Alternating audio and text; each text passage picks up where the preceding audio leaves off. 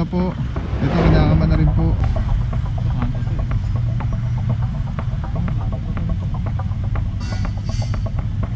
Mga buro, maliban sa may reklamo po dito na stalled vehicle nga po ito, mali pa rin yung pinagpresyohan. Tulad na sabi ni Officer Palad is kantong-kanto pa na stock up na antena. Pero kung hindi naman, benta na lang, di ba? Naging pera pa siya, happy ka, naalagaan pa siya, nagamit siya, happy din siya. Kailangan nyo itong i-settle before 10 working days. 10 working days. Sa mismong isang diulan, sir?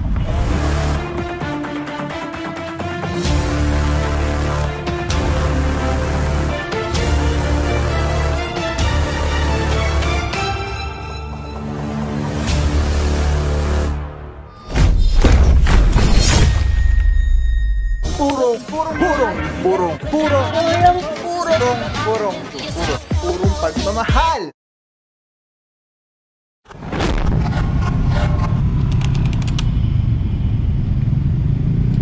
What is up guys? Bawa yung purong pagmamahal na puro.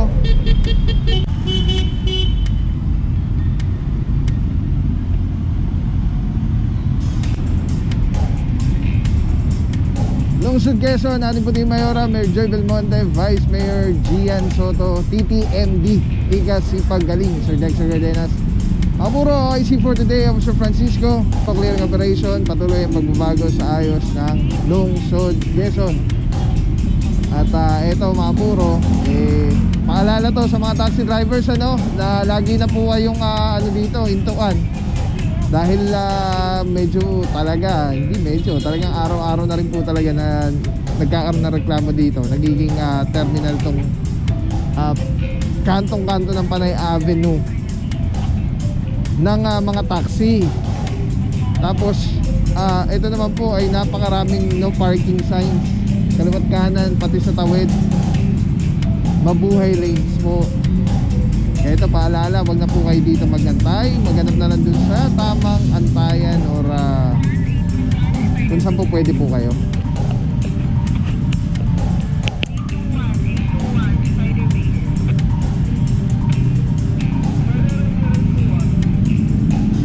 Ay mga puro, pagka po kayo dito nahuli sa Quezon City, hindi po confiscated ang driver's license. You have 10 days to settle your violation. And online lang naman po yan, settlement, pwede sa GCash, sa Land Bank or Paymaya. Kasama lang dito Officer Francisco, Officer Mentera, and Officer de la Rama.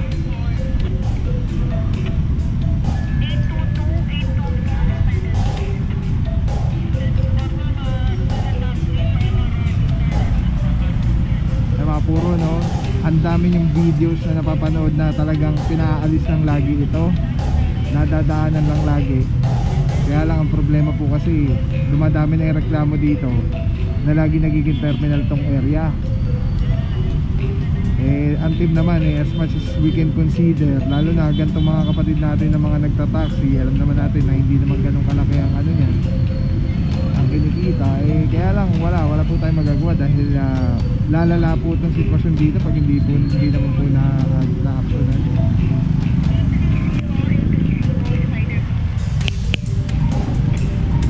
Pwede nyo itong i-settle sa meron kami services. Kailangan nyo itong i-settle before 10 working days. 10 working days. Sa mismong isang diulan, sir? Yes sir, pwede na kayo magbayad sa Citol, pero hindi nyo na kailangan pumunta doon. Meron tayong apps na yung online payment. Paano ko bayad doon? Yung GCash sir, yung GCash pwede kayo magbayad. Yes sir, yes sir. Sir, ID mo hindi confiscated sir ha, hindi babalik ko sa ito. Alright, mga puro again, warning, paalala, hanap po tayo ng ibang mapapwestuhan. Huwag po dito sa may Panay Avenue dahil dumadami na po yung reklamo sa inyo dito, lalo na doon. Yan, tignan natin, malamang hintuan din po doon sa likod ng M-Place. Let's go guys.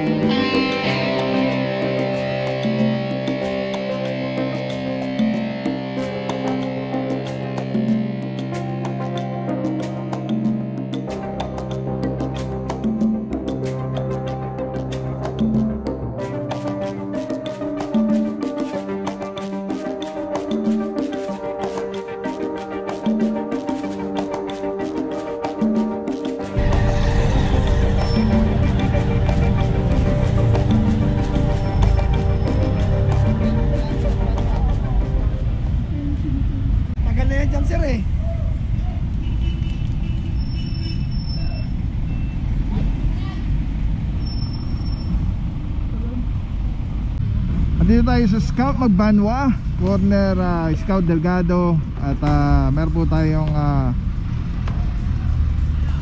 Presidential Complaint Hotline 8888. And ayan, meron tayong complete coordination with the barangay. Yan, nag-guide sa atin, nagtuturo kung saan yung mga reklamo.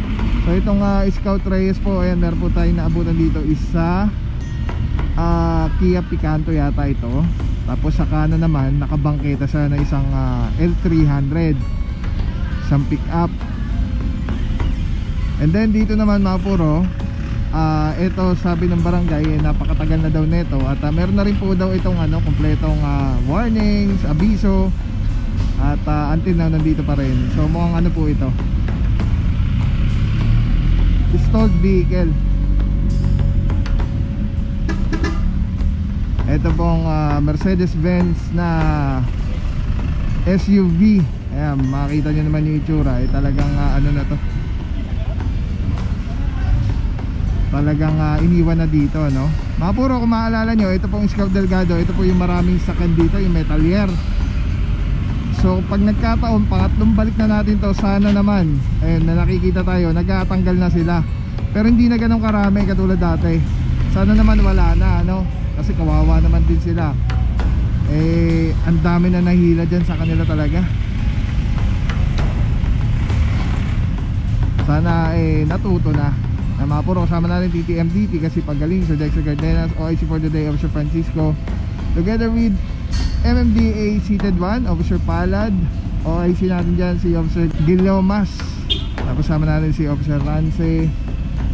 Ito mga puro, 5 minutes, sinaorasan na. Within 5 minutes, walang lumbas na driver, subject for impound. Pagka naman may lumbas na driver, ay titikita na lang po sila. Kasama natin dyan, Officer Mentera and Officer Santiago.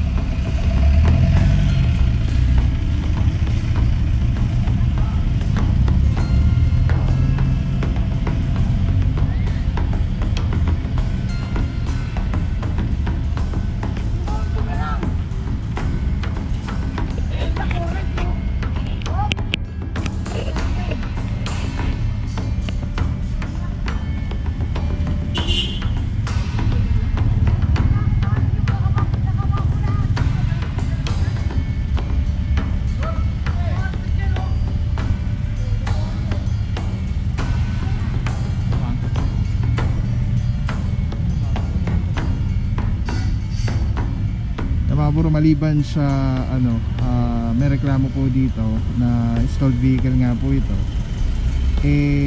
mali pa rin yung pinagpresohan. Dolo na sabi ni Officer Palad is kantong-kanto pa. So yun na nga, wag po tayo magpapark sa kanto dahil nagiging blind spot po siya. So 6 meters away from the corner dapat clear po, para yung peka ng sasakyan pagpapasok saktong-sakto lang, hindi na siya magka-counterflow or malaki yung kakainin niya pag liko.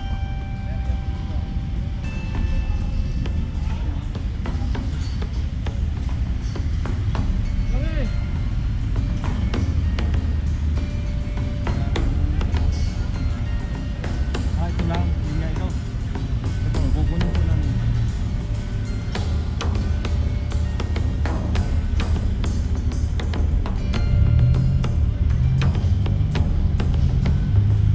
Ay mga puro, mo 5 minutes na ito.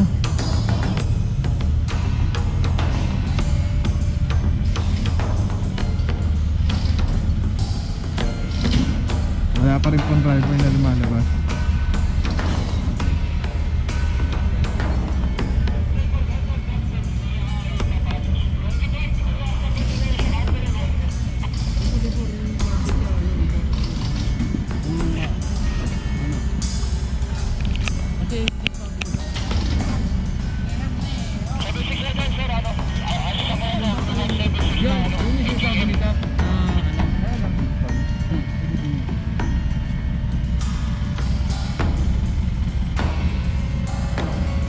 Ay mga puro, yung Kia dito towed na po.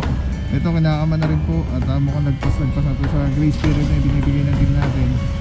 Yung 5 minutes grace period na yan, ruling ng MMDA po, konsiderasyon lang po yan.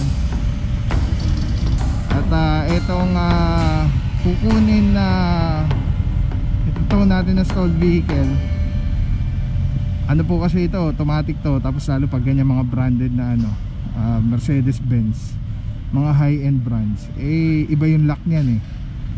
So yan, ang ipatutuo po natin is flatbed.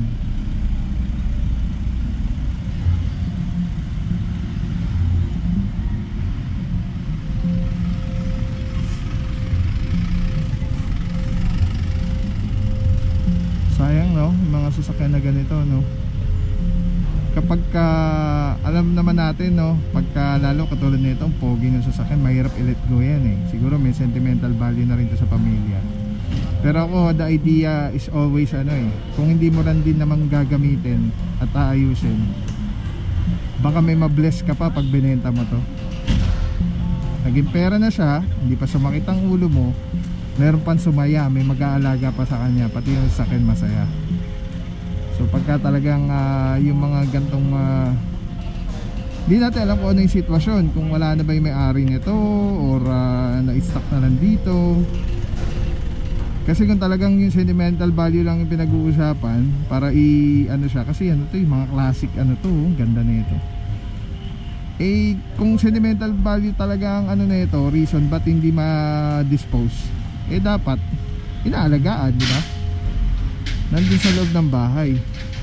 Wala na, stock up na antena. Pero kung hindi naman, benta na lang, di ba? Naging pera pa siya, happy ka. Naalagaan pa siya, nagamit siya, happy din siya. Ganda pa naman na ito.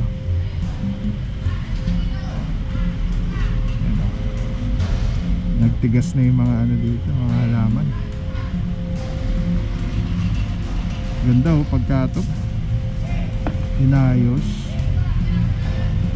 nilinis, pogi nito. Mercedes-Benz pa naman.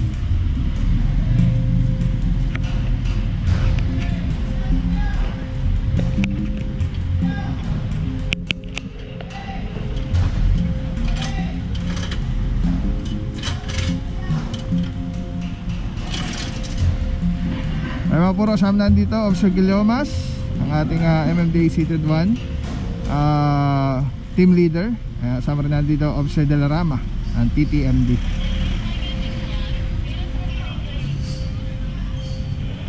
Hey.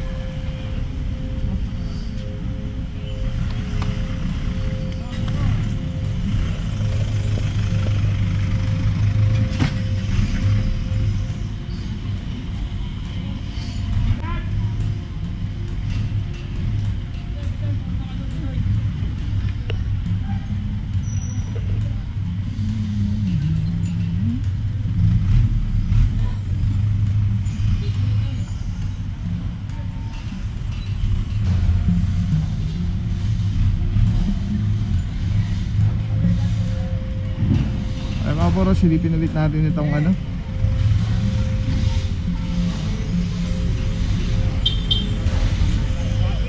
one way yun. Ay! Bila mo pala.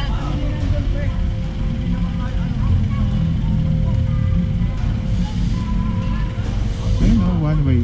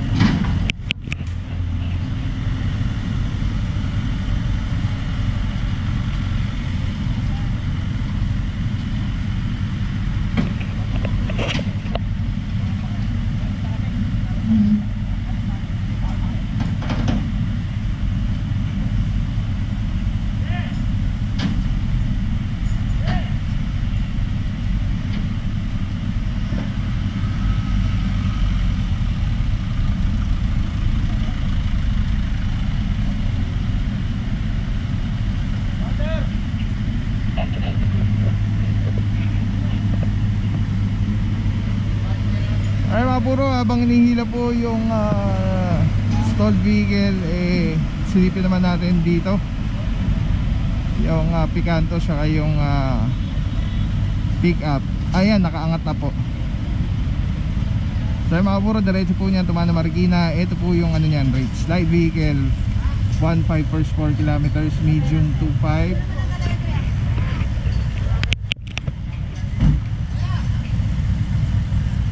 heavy 4.5. Ayan. Wala pa rin po driver na lumalabas until now. Dito naman po mukhang wala pa rin yata lumalabas ng driver ito. Iiwanan po yan ng impounding notice. Andun na po lahat ng detalye, contact number, at kung sino-sino yung kung at sino yung towing company na kumuha or nag-tow ng inyong sasakyan.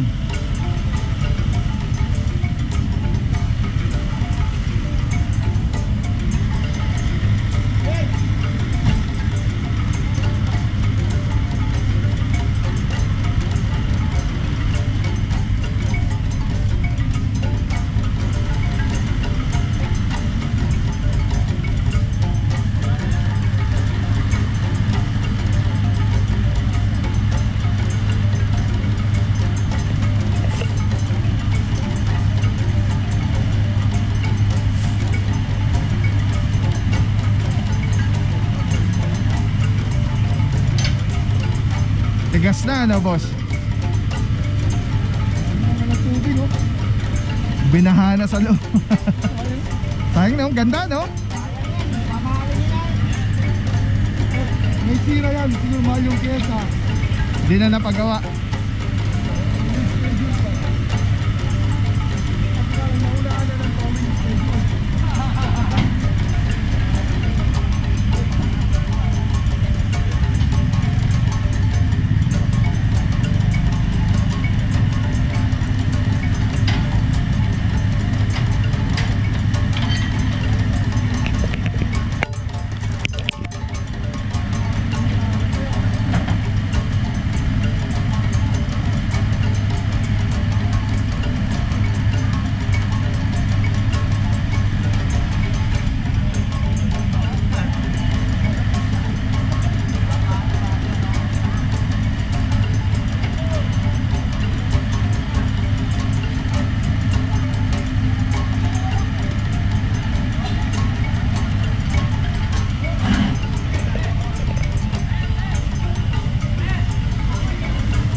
Puro towed na po ito.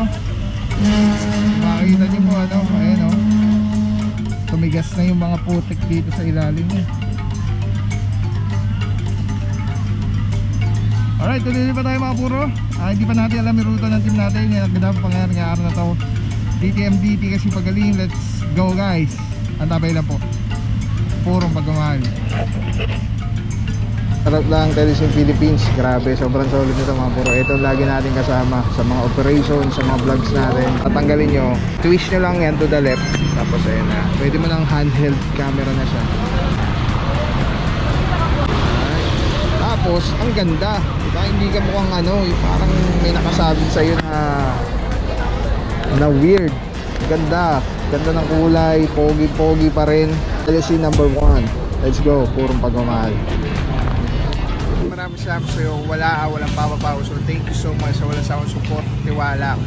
Wala akong masabi kundi thank you so much. Thank you sa Panginoon at ingat kayo palagi. Again, kung wala akong papapaw, so thank you so much. God bless you. Purong pagmamahal. Thank you so much. God bless.